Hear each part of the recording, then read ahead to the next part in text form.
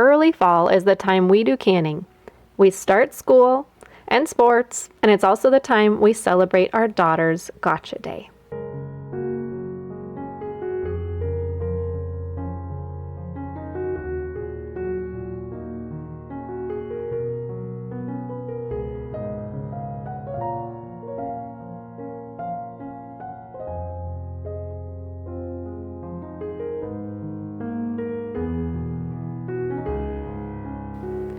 This week, I'm making a white einkorn cake to celebrate our daughter being a part of this family for 4 years. This cake stays a little bit lighter and fluffier despite the einkorn grain's dense protein-rich qualities because I use several egg whites mixed for a while. This adds air and it creates a little bit of the spongy quality that you want in a cake.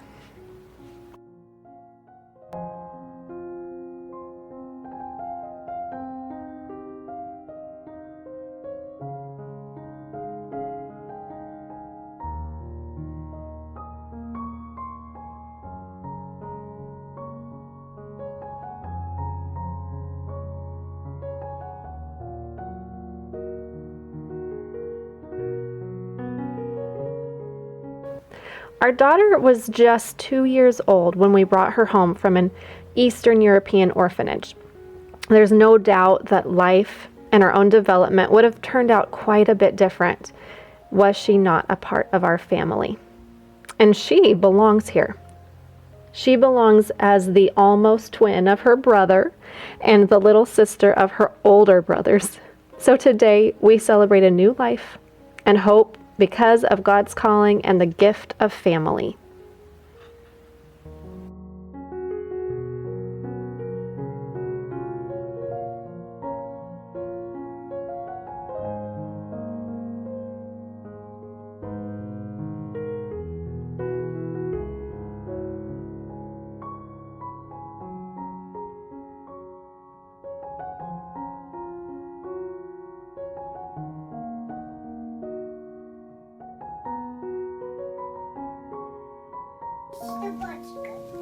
Who is that?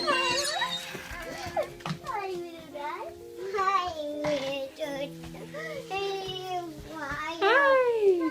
Mom, look, I found our taste puff. Oh, yeah. I finally found our taste puff. Yeah. Do you want to say your name? Hi. It's so fun. Good sister, huh? Yeah.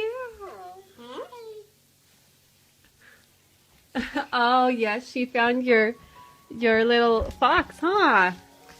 That's a pink one. I saw it.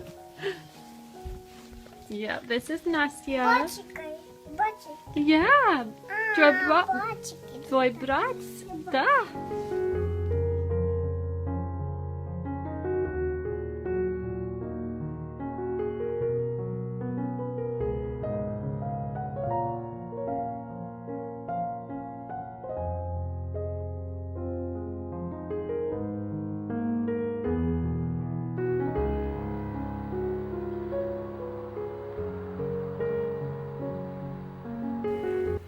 This autumn has gotten away without our canner doing very much work despite my best efforts. And so I tried one last time to can some beans, finally. These are a beautiful heirloom rattlesnake pole bean I got from Baker Creek Seeds.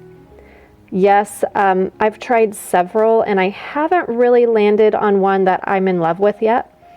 Most types tend to be more stringy. Maybe I just let them grow too long, but we're going to try this one this year. Why do I can beans? Because it has been one of the easiest things I can for the biggest results. I use these beans in my soups. I use them on nights that we have nothing to make quickly and we need a quick meal. I put these beans into gifts for people who have maybe just had a baby, who are needing another meal because of medical things going on in their family. They're just a great thing to have on hand.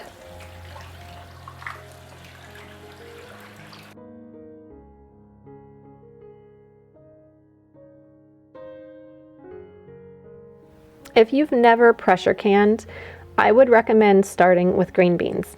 These have little prep and they get your hands kind of working, and you can be with your kids or doing something else sometimes while you're trying to snap your beans.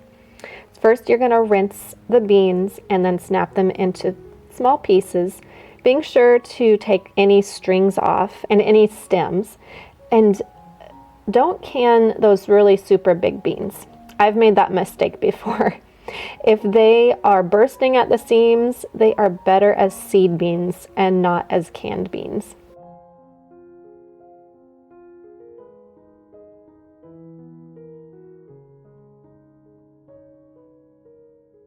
I'm using my superb canning lids that I get from Cooey Housewares for this canning recipe. I triple recommend these guys because they are just made so much better than others that I've tried. I've never thus far had a lid not seal. So good. I also have a video on saving money for canning lids if you need some ideas to get the most from your canning. I think we are all trying to save money for different reasons, especially these days. And so if there's different ways you can do it while you're trying to make things at home, do it.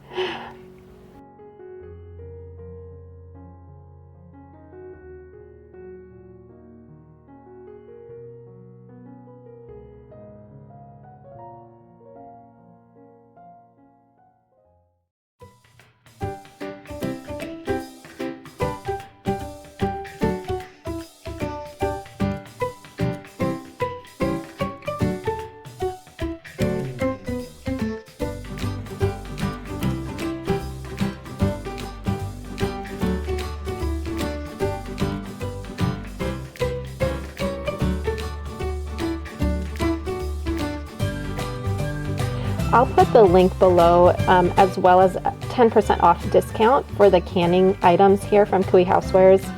After filling up the jars, you just add a little salt and then you pour your boiling hot water to 1 inch from that top rim. Can you guys keep a secret? I forgot the salt when I did these. Not a huge deal, but you know, I guess, oh well, I can add it later.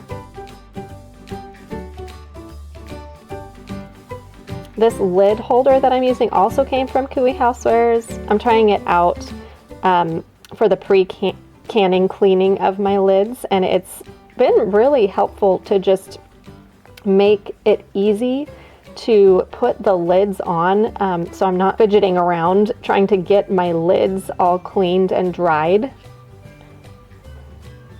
And you'll also notice, so first I'm gonna fill the beans into our pint-sized jars here.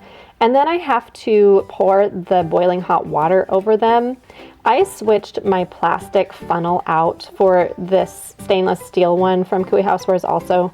And I was just thinking, you're pouring boiling hot water over the funnel in order to get it into these jars. And so really, I am just pouring that over plastic, and anything that is melting off the plastic from that is going into my canning lids. And so I'm very happy to have this stainless steel one at this point.